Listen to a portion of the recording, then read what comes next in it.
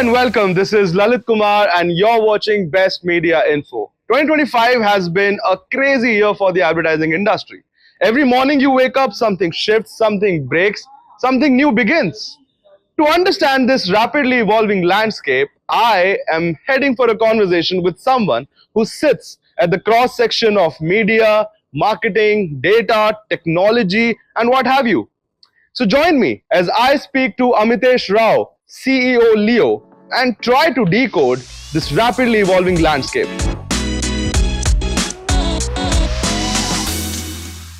Amitesh, thank you for taking out time to have a chat with us. My pleasure. Absolutely great to be here.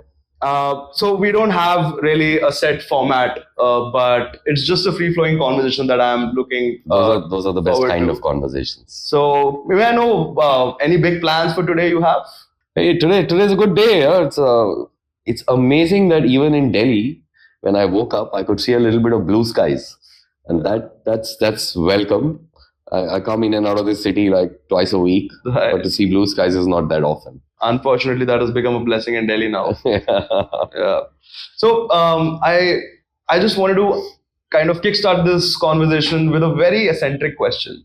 When I say these two words, childhood and ads, what is the first thing that comes to your mind? Actually, music. Hmm. That's where my childhood and advertising intersect. Music has been an essential part of my life, and actually, the advertising that I remember from my childhood is auditory. It's not visual. It's not writing, but it's auditory. And I think music has played such a crucial role in not just advertising, but in culture, of course. And a lot of the times, it's not explicit. It's an implicit role, but it shapes the way we think. It shaped the way my value systems were developed and evolved. And music comes in many forms and many genres, but music also comes with very powerful words. There have been many musicians, and I would be sort of venture to say even advertising writers who in their music have shaped forever some of the ways that I think. Lovely, lovely. How has 2025 shaped Leo so far when it comes to in both business and creative output? Yeah, the transformation you talked about is at the heart of this conversation. And actually, it's sometimes we get trapped in our little myopic worlds of our daily lives and our family lives and our business and our industry. But transformation is actually a fact of life now. It transcends people, societies, cultures, businesses, sectors. We are in perhaps the most transformational age of, I would be bold enough to say, of human civilization. And there have been several transformational ages, but this is, I don't even know if we fully understand the extent of transformation we are going through. And oftentimes the narrative is dominated by AI, but I think transformation is coming in many shapes and forms.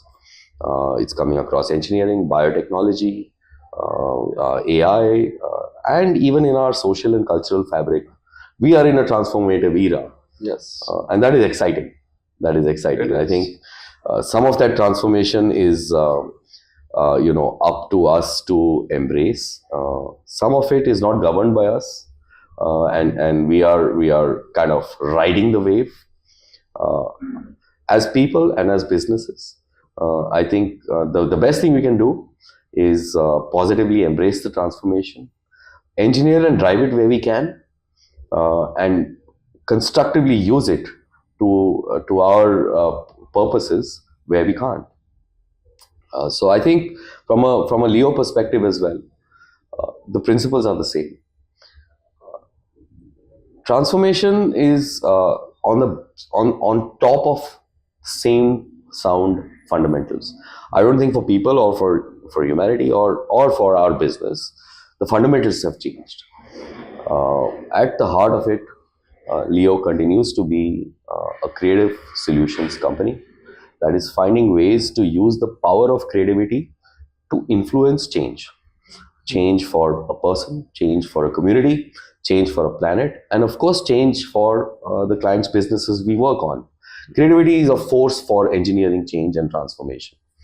What the new thing that the world talks about, and Leo has been on this journey not just for 25 but for several years now, is how does this new force of technology fuel this power of creativity to transform? And 25 perhaps is a year where the momentum of that fueling has really gone up. So the fundamentals remain same. I think the layers we are adding on top are making us more powerful in our ability to engineer change.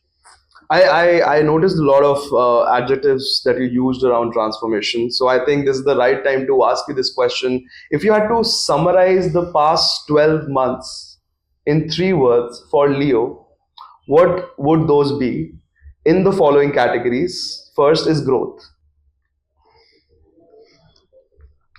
New ventures, new vistas. Culture. Same great talent. Creative ambition. Be the best in the world. Lovely. So now I feel like when we talk about agencies, when we talk about names as such, Leo, you guys are being defined by a lot of things, but one of the most crucial and the center part of it are the clients, of course, because that's how your work is shaped. Has the agency seen a shift in the clients or the mandates coming from those clients in the past 12 months? Are they more awarding? Are they more demanding? In that sense, what is the shift been like? See, the fundamental nature of client relationships at Leo, we have very enduring client relationships, and we have very strong client relationships that have built and nurtured and grown over time. And we've added several new client relationships this year as well to the portfolio. I think where the economy is, where the business sector is, where consumer demand is, it's been a challenging year for everyone. Certainly, the first half of the year was very challenging, and then we started seeing some upswings and upturns in the sentiment. But the challenge is certainly being felt across not just our business but all our clients' businesses. How do you partner with the client when the nature of the challenge gets more acute and sharp? And that, I think, is where we are seeing perhaps some change this year. The fundamentals of what we are here and why we exist for our clients and why we are partners for our clients have not changed.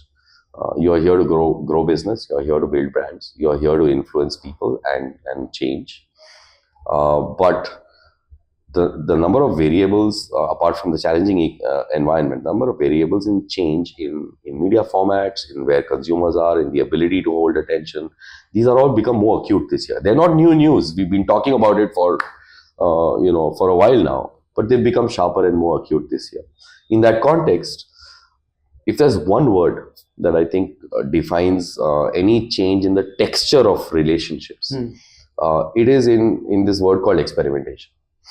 I think both clients and agencies are having to try new things, are having to walk paths that have not been walked before, are having to understand methods, processes, mediums, and even manifestations that haven't been a part of the lexicon in the past. And in that context, great relationships always help, because when you're both trying something and you recognize that, hey, I'm pushing the boundaries here.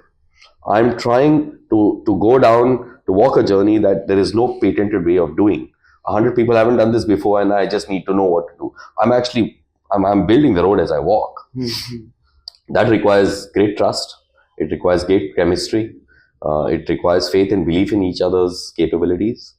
And that's what I think the best relationships are now, and will continue to be in the foreseeable future as well.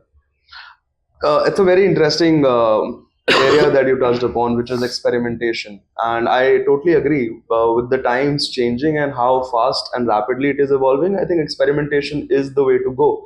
But agency client relationships, as you talked about, those relationships that have deep roots and has a long history, somewhere the experimentation value kind of decreases because you are in a set module. Now, my question to you is, when you talk about experimentation that your clients are ready to do, or let's say they are experimentation friendly, is this a new generation altogether of clients, or are you seeing these experimentation friendly nuances with existing clients as well? Absolutely, across the board. This is no longer a function of a startup trying to do something new. The business environment, the media climate, our consumers' expectations, and the way we reach consumers, it demands it. It demands us to do things differently from the way we have been doing before. And therefore, it doesn't matter what the size and scale of your business is. It doesn't matter what sector you're in. And it doesn't matter whether you're a 150-year-old company or a 1.5-month-old company. That is an absolute essential.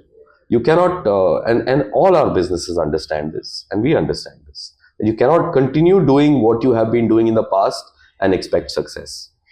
Some of the fundamentals that have made you successful in the past must be retained. I mean, this is not a function of throwing the baby out with the bathwater and either becoming someone else or letting go of core value systems, core business processes, core distribution mechanisms. Those fundamentals, they remain.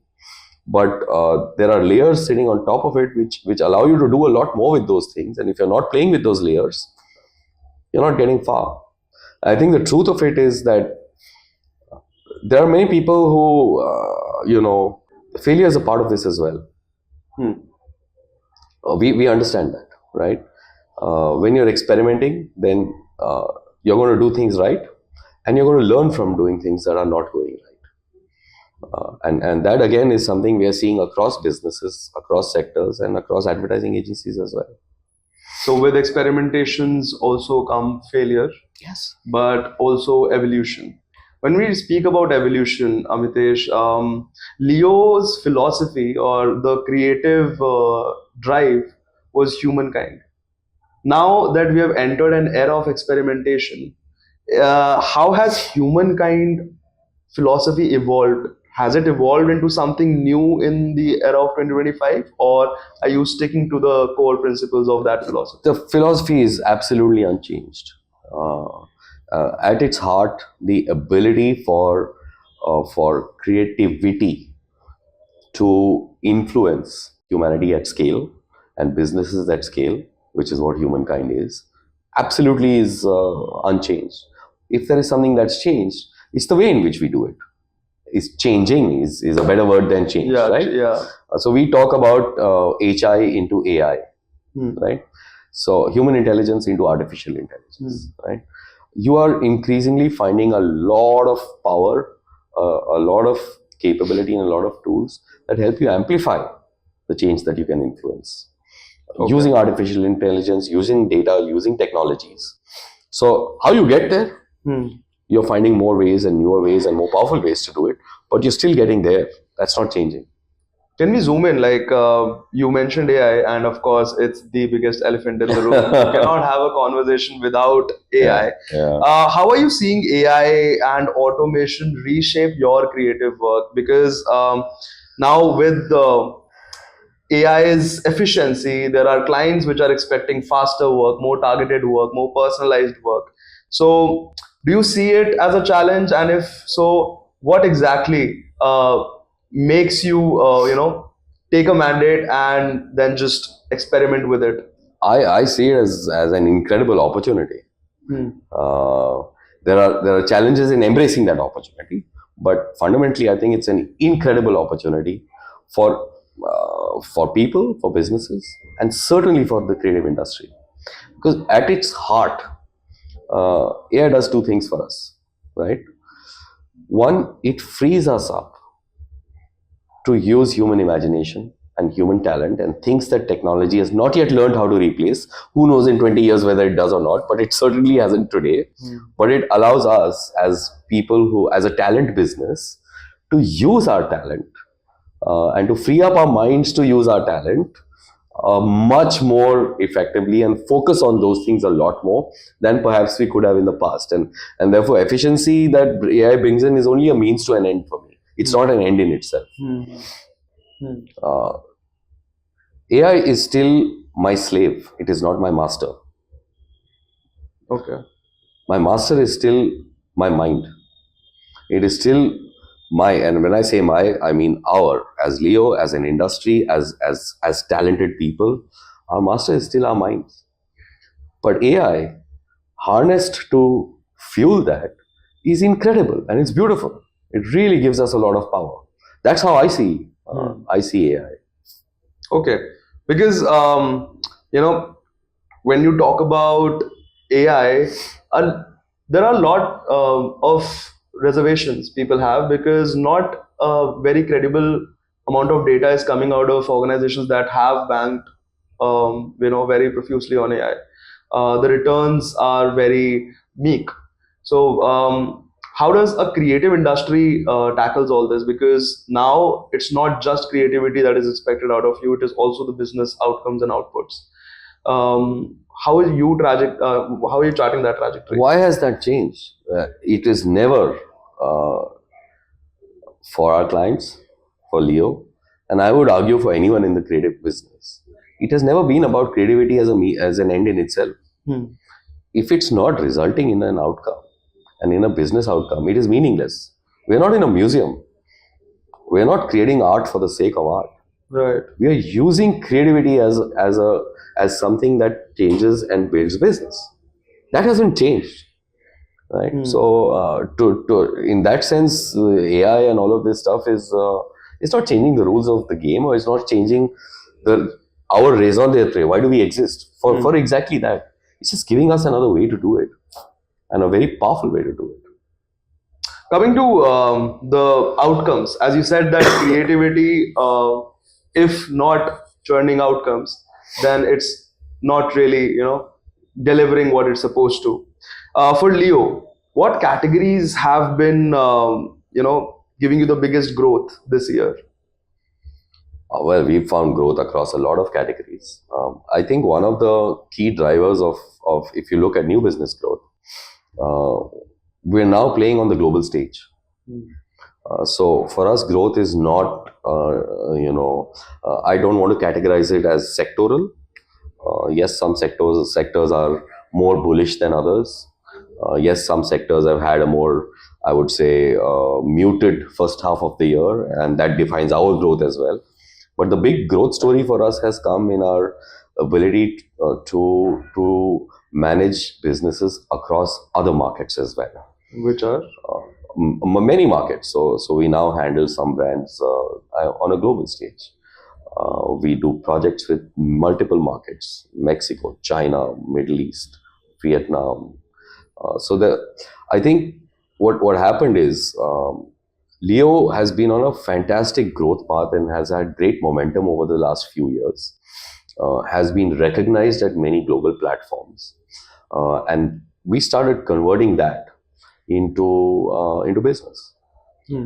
So our ability to deliver world-class work that does what we have been doing in India for other markets and for brands that operate at a global stage is an exciting new field. And I'm personally, I'm very excited about it because you look at Indian talent, you look at, India's on the world map. Indians run some of the biggest tech companies, biggest CPG companies in the world, right?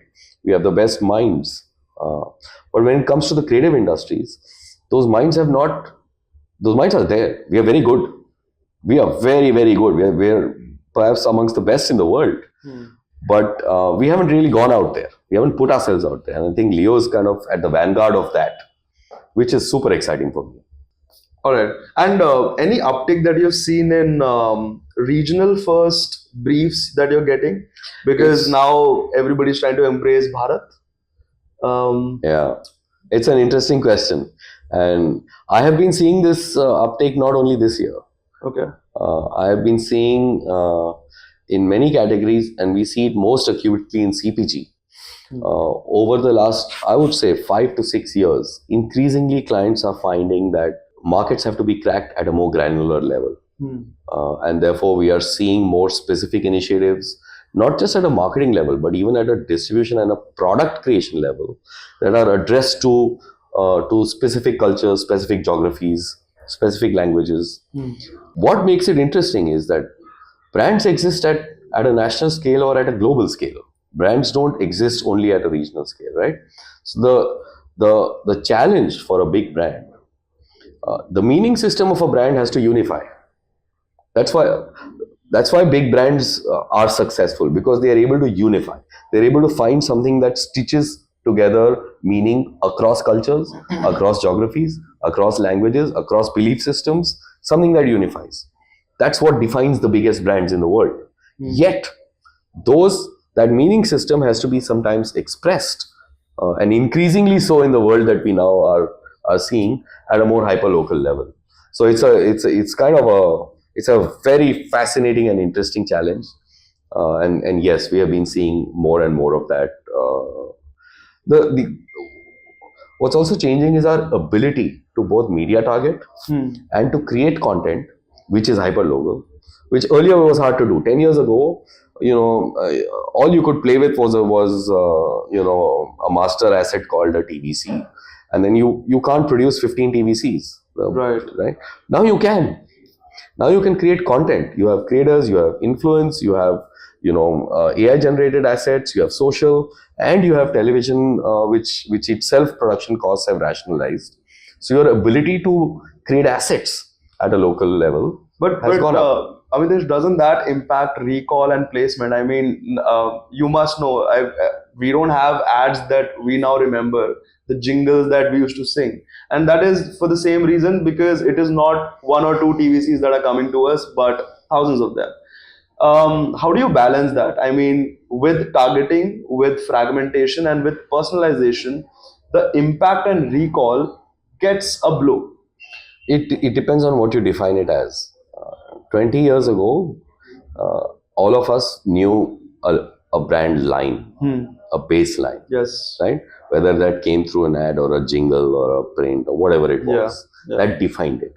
And there were only so many big pieces of work, and you remember them for the rest of your life. We are not even chasing that anymore.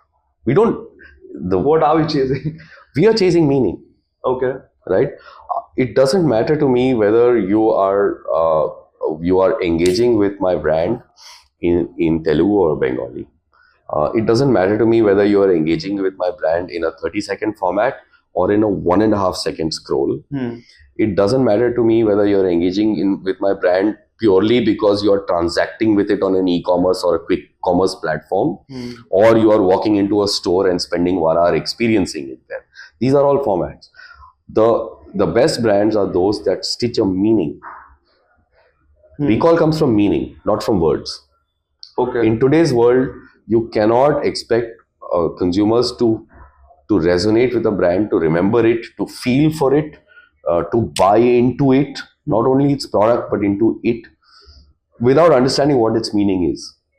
So the best work brands are doing is work that can find a way to translate meaning through formats and not through one baseline. That's what has changed. Fundamentally, success of a brand is being defined by that. I mean, I somewhere heard this theory, and I would like to get your opinion on it. The theory says that the more personalized you become in targeting people with your ads, the less creative it has to be. Because when it comes to a very creative output that was meant to be for a unified global or a message on a larger scale, as you said, that brands that have a unified message all across are actually successful. So now in a fragmented world, when we are going directly to a consumer and targeting ads which are personal to their likings, creativity takes a toll. How do you see this? I violently disagree. Okay. Because look, firstly, we have to understand that, like we were talking about earlier, that we are learning this. Right. I don't think there's just a formula already that exists for it, right? A lot of it, when you talk personalization, when you talk reach at scale, a lot of it is tech driven, and we are still. I think we've understood the maths and the science of those platforms, and therefore we know how to make them deliver from an ROI perspective, Right. from a performance perspective. We've learned those things faster, but we are learning also how to use those to also create meaning, which is another way of saying creativity. So I would disagree if you say there is no, that creativity itself does not have a role when it comes to creating assets at scale or personalized comms. It does. It manifests differently, and therefore agency ecosystems, the kind of people working and the kind of talent working on brands, how our training and development systems are evolving that talent. These are all learning how to do that, but it's very much doable. We see good examples of it sometimes we don't. Sometimes we see brands that are completely scattered and fragmented in their messaging because they're only focusing on performance and ROI. I mean, globally, I think we've seen brands. Nike has been through its journey. Right. Yeah, a celebrated meaning with brand, a celebrated brand with meaning, focused very much more certainly on performance, swinging the pendulum back. It's an evolution and it's a process. But in principle, these two are not mutually exclusive. So, is it safe to say, Amitesh, that now slowly we are, I mean, advertising was supposed to be, impactful, something that leaves an imprint on your brain. Should we say that we have switched from the business of impact to now the business of reach?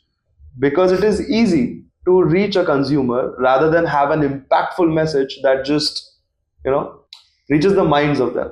Of course not. And this is not, again, I don't see this conversation as about now or 10 years back or 20 years back. This is a fundamental principle. Reach in itself is necessary but not sufficient. It's what you're reaching people with, right, that really drives impact. Yes. Anybody can drive reach That's with a money. well put thought, by the way. Yeah. Anybody can drive reach with money. You can buy GRPs, you can buy impact platforms, and everybody will hear you. But what are they hearing you say? What are they liking about you? What are they relating to you on? Without that, reach is irrelevant, right? Let's talk about they. According to you, what are the 3 shifts in consumer behavior that you think have been the most disruptive this year? Attention economy, easily the top shift. I think it's not only this year, but it's accelerated this year. Yeah. We're seeing maybe 700, 800, 1,000 pieces of content a day, right? We're spending a second and a half on one piece of content. That's what all of us do. Let's not talk about consumers as some amorphous mass. That it's what people do. It's what you and I do, right? Doom scrolling is real. It is. Yeah. So the quantum of fragmentation of attention is humongous, and we are learning how to live as brands, how to live in that economy. I think but there is a flip side to it as well, and I believe we are going to continue seeing that grow as people. And again, I use the word people and not consumers. As people adopt more and more of this content-driven lifestyle, I think the need for real meaning, for authenticity, for purpose is also very much a part of what people are looking for. And I think it's underrated. I think in our race to understand fragmentation and attention deficit and how to exist in that world, in our race to drive performance and hyper personalization and all of these things which are fascinating and exciting, the pendulum will also start swinging back to say, okay, there is these human beings who are our consumers. They also want rootedness, they want authenticity, they want purpose, they want meaning. That is very much a part of their life. And guess what? Brands are very well placed to give them that. As much as a family structure gives you purpose and meaning, or religion gives you purpose and meaning, or literature gives you purpose and meaning, so do brands. Okay. And I think we are seeing signs of of that as well. And guess what? A lot of that is actually Gen Z. This generation we talk about as they have no loyalty, and actually not true. Not true at all. I think they seek authenticity a lot as well. So that's the second big thing that I feel brands need to be cognizant when it comes to consumers on. And I think there is the third thing I'd say is there is a need to belong. It's a human need. Again, given the transformational nature of the world we live in, you no longer have the old tenets of belonging that come to you easily, which is, I belong to a neighborhood. I belong to a college. There are cultures now. You belong to subcultures, Right. and multiple subcultures. So how you work with a human being and therefore a consumer's need to belong to something is also an interesting and fascinating area that I think brands should be investigating a lot more of. When you talk about commercial growth, the industries, there are multiple, opportunities. I get it. But now that you see with the fragmented world, the industry is also getting fragmented. And when I talk about fragmented, you talk about in-house teams, you talk about platform-driven media, you talk about consultancies. So how is that affecting, I would not say affecting, but changing your way of functioning around your industry? Because brands now have in-house creative teams as well. Consultancies is one thing that we will discuss in length in the next 5 minutes. So how do you see that thing transforming the way you work? I think it just gives us more focus. I in some ways I welcome it. It doesn't make the business environment more challenging for us. It does, because now there are multiple capabilities, multiple delivery systems for those capabilities. Yeah. Clients experimenting with different ways of doing the same thing. So it makes it more challenging. But the flip side of it is it gives us a lot more focus on what are we really good at. And I believe creative agencies were also doing stuff that were not necessarily their absolute core strengths. And the way the industry is evolving, it's making us focus on what we are absolutely brilliant at. And what are we absolutely brilliant at? We are absolutely brilliant at being talented minds who have great creative ideas that, again, I come back to that changes something. That you can't take away from us. We're the best at it. How do you see brands having their own in-house creative team and churning out work? I think it's a tough model for client brands to pursue. It is working in parts, particularly when you talk about emerging sector companies, perhaps. It's not a new model, by the way. I've seen companies deploy this with varying degrees of success for the last 2 decades. Lintas was a product of such a team. Yeah, and there continue to be, even today, large global organizations who have in-house creative teams that are doing quite good stuff as well. But here's the thing, fundamentally, creativity is about perspective. One of the biggest reasons why a creative company like Leo adds value to a client's business is because we come with different perspective. That is essential, and clients know that.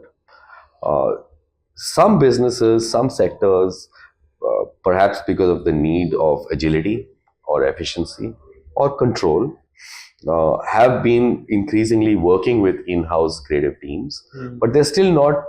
I don't think anyone's patented a way for an in-house creative model to bring external perspective. So it's being deployed with varying degrees of success. I've also seen client organizations where it's been tried and shelved in 24 months because it's not working at all. Right. There are talent challenges, there are retention challenges, there are a lot of issues. Now with AI and tech, there are other models emerging for in-house creative deployments that are starting to work as well, but for a certain kind of work and a certain kind of creativity, which is more formulaic. Let me put it that way. Okay. Where efficiency is more important than thought. Some of those models, and it's still very early days, so I'm also conjecturing a little bit here. I feel they have a better chance of succeeding. They, as in people who are experimenting with this formula. Okay. Coming to what you said and building on to it, that now with the advent of AI and creativity, I think various models are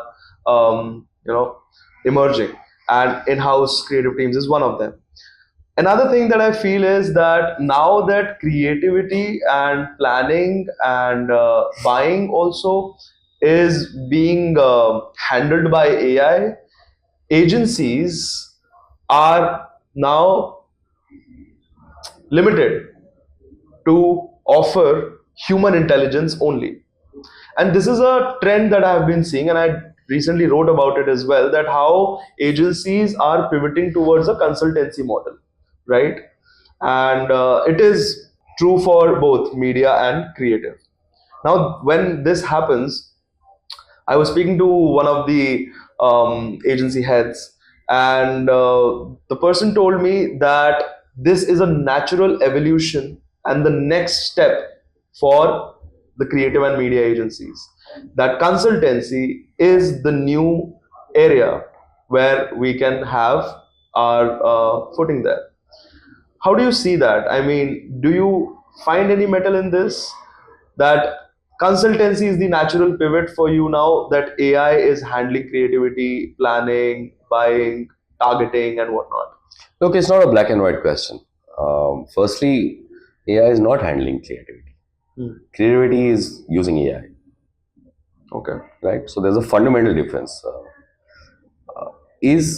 Does a creative business that does not embrace the power of data and technology and AI have a reason to exist? No.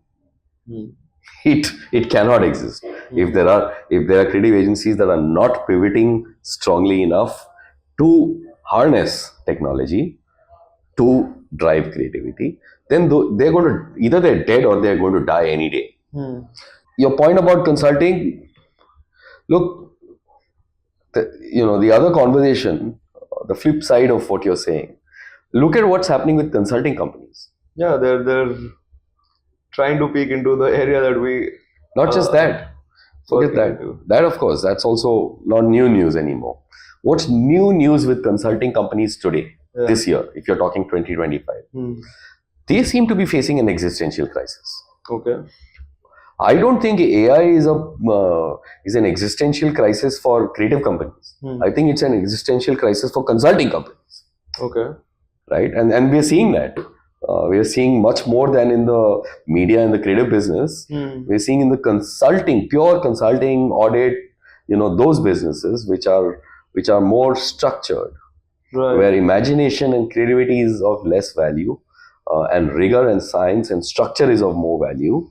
We are seeing more recruitment freezes. We are seeing no increments. We are seeing layoffs. We are seeing downsizing. We are seeing scrutiny from clients, where AI is being deployed on consulting projects and assignments. We are seeing commercial devaluing of the consulting product. That industry is going through a little bit more of a challenge than our business. So I don't even think we should be pivoting there. I believe that there may be some commercially, we are seeing some shifts in the model.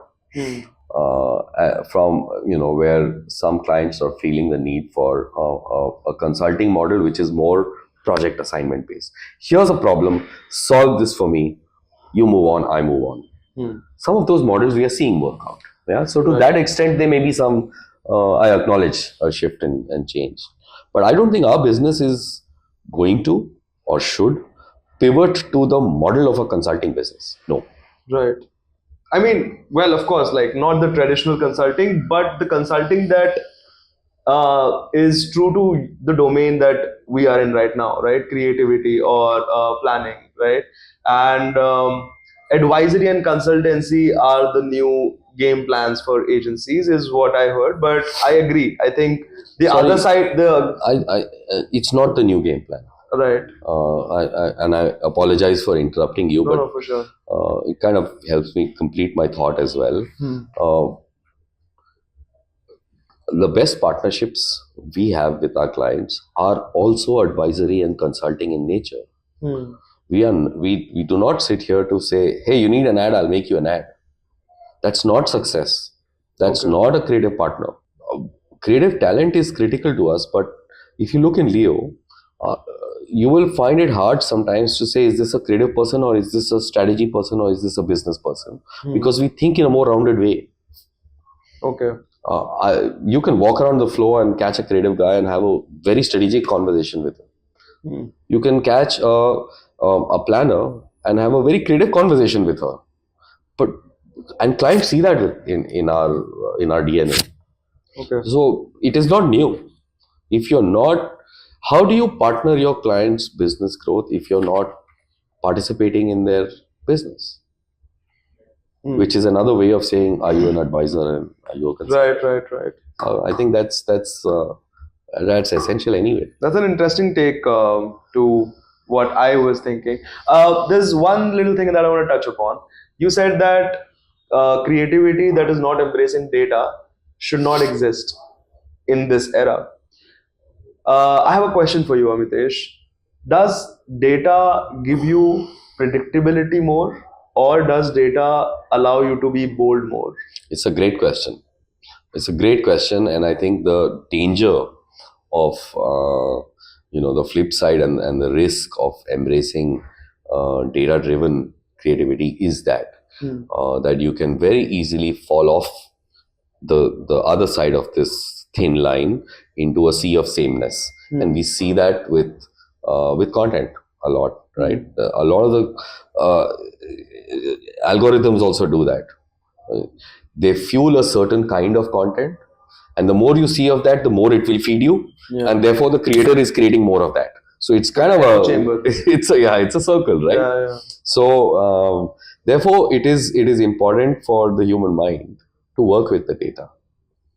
That perspective is important.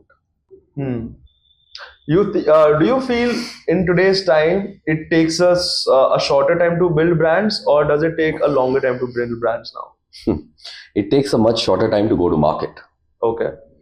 But again, building a brand is a whole game altogether. Is a whole new ball game, and I think I worry when I see the meteoric rise of new brands and the equally meteoric fall, which we are seeing around us. Right, brands that are absolutely unknown, and in 2 months the whole world knows about them, and in 18 months you're wondering if they exist. Exactly. Yeah.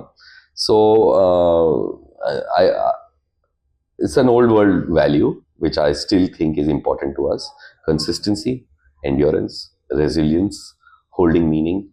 Absolutely essential, even more today than before. Go to market is like this now. Yeah. You got to be fast, you got to be agile, you got to move quickly, you got to change quickly. These things are essential because that's the world we live in. But you have to be enduring too. Otherwise your business isn't going to survive.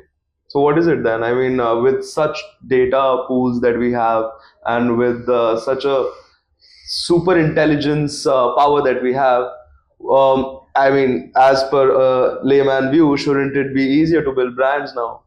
But we see that brands fall the moment they rise. Yeah, because if you believe that a brand will be built on a trend, I'm sorry, my friend, you're in for a bit of a rude shock. Right. Brands are not episodic. True that. Yes. They are franchises. Brands are not, one episode of a web series. Brands are 200 seasons of a web series. That makes a brand. So would you call that these new age brands are experimenting a lot, and this is the reason why they fall out very quickly? No, I think some of them that are falling out very quickly are riding short-term big waves. They're riding something that's big in the world today, and guess what? Tomorrow it's not big in the world, and then they suddenly don't have a reason to exist anymore. So that intrinsic fundamental of a successful brand has not changed, and I don't think it ever will. A brand has to have a reason to exist in your life at a more fun, meaning level, at a human level, in my heart, not just because it looks nice and right now it looks nice and I want to engage with it, and tomorrow something else looks nice, so I'll go engage with that. Brands have to be above that. You know who else is doing this? That something else looks like I should go there? Our marketeers. CMOs are not true to their brands anymore. I mean, I don't think CMOs stick to a particular brand for more than 3 years now. And we have seen the epitome of it in the form of fractional CMOs. How do you see fractional CMOs? What's your take on it? I think they have a role to play for sure. Okay. But again, it depends on the stage of evolution of the business. It depends on the scale of the business. The role of and mind you, we're still talking in the category of the brand building part. Yeah, sure. Yeah. I think that the life cycle, gestation period, and life cycle of business itself is also now compressed, right? We see businesses reaching billion-dollar valuations much faster than we did 10 years ago, 20 years ago, forget 50 years ago. And when you look at the pace at which businesses are evolving, different constituencies and different parts of that business play more important roles at different points of time. Marketing per se, there is a period of time in the evolution of a business where a fractional CMO kind of role is great. Okay. Actually, it does a lot of good because you don't necessarily need to invest too heavily in a consistent marketing ecosystem at a certain stage of evolution. At a certain stage, you will find your business plateauing without that. But at some stages, it's not. So the model works depending on the sector, the stage of evolution of the business, the investment appetite of the business. What are those sectors where fractional CMOs are the most apt fit? A whole bunch of them. I mean, I would say D2C is great. Okay. Yeah. I would say it's actually stage of evolution more than a sector, right? Emerging sectors typically are good. I also think there are certain legacy companies that are having to transform from very traditional models, perhaps family-run companies. Right, where in the process of transformation, a fractional CMO role could accelerate that transformation, could lay the guardrails down, could set some direction. So it's not one line answer, but is there a role for a fractional CMO model? In some cases, yes. Okay. From fractions, let's come to consolidations, because that's another buzzword that we're seeing. I mean, it started with you guys, the year 2025, and now we are at the end of 2025 and we see Omnicom and IPG happening. It's becoming a reality. How do you see consolidations affecting the various verticals of your business? There are client expectations, there's creativity, there's pricing, there's agility and whatnot. So how do you see all of this getting affected when consolidation happens? On a little bit, perhaps more philosophical note. Okay. I do welcome this as well. It creates short-term instability for the industry. And I'm not speaking for either the companies getting consolidated or acquired or for us, but for if you look from a little bit larger perspective, I welcome it for two reasons. I think once you get through the initial instability and the pains of the industry settling down through this phase, it makes us stronger as an industry, as a business. And for us, I think it's we welcome having strong competition. I don't believe that not having competition is a formula for success. I don't think so. I don't think monopolistic or even duopolistic structures are successful in industry anymore. Right. Perhaps at some very rarefied deep state level that may be true, but not in the world of business in general. I think having an industry that's strong is in our interest as well. But when I use the word concentration, that was when I use the word consolidation, that was the part I was actually focusing on, to which you said that people buying people, brands getting folded, right? When these consolidations happen, they're bound to, yes, you were right that there's some commotion, there's some instability at the start of it. In the long run, how do you see these affecting or getting, engaging with client portfolios, with pricing, with creativity? Because right now, currently, that you see Omnicom IBG merger, the brands that folded were the creative brands. The media brands just kind of went from this umbrella under this umbrella, but the creative brands were the brands that got folded. It's not for me to speak of our competitors and their philosophies and their ethos. I'm sure they know what they're doing and why they're doing it. Sure they do. Someone has a game plan. Okay. But look, it's like this. There's going to be some uncertainty and instability on the back of that. It's unavoidable. Right. Clients are going to face that.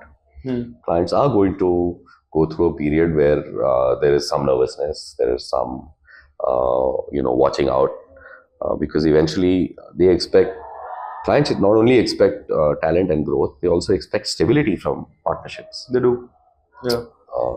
So that's bound to happen, but thankfully that's not my problem. We're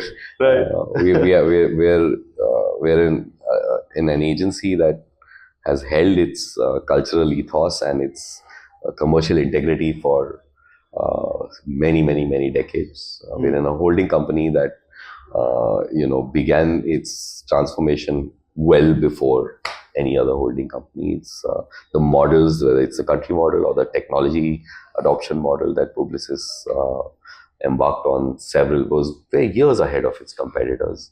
And we are in a good, stable, healthy place. So we have to look at ourselves, and I guess they'll look at themselves. So. Okay. Well, you talked about the coming decade, so I would definitely ask you this. If you want to define the next era for Leo under your leadership, what would it stand for? I think it's, we continue to be proud and build on our core, which is our ability to create an environment for incredibly talented creative and strategy people to produce world-changing work. What we do is increasingly, and this year has been a great year for us from that perspective, embrace and give the ecosystem, our ecosystem, ways to amplify that. And I think the bringing together of holding what is essential to you, to your belief system, to your methods, to the work that you think is going to be great, with the new, and bringing the new in along with what is essential, and not throwing the baby out with the bathwater, not suddenly trying to be something you're not. This is what I'm fantastic and great at, but I'm also going to add layers to make this greatness even bigger, is the biggest thing that we have to do. But we're also really excited about it because it gives us some new stuff. It keeps our, we are a very high energy bunch of people, and we like new things. We like embracing new things. So we're dealing with this actually with a great degree of anticipation and excitement, and not fear and trepidation and negativity. So this was Amitesh Rao on what it takes to understand and lead this ever-evolving trajectory of the ad industry. If you found it insightful, because I surely did, if you liked the conversation, do follow Best Media Info, because we bring you facts, not fluff.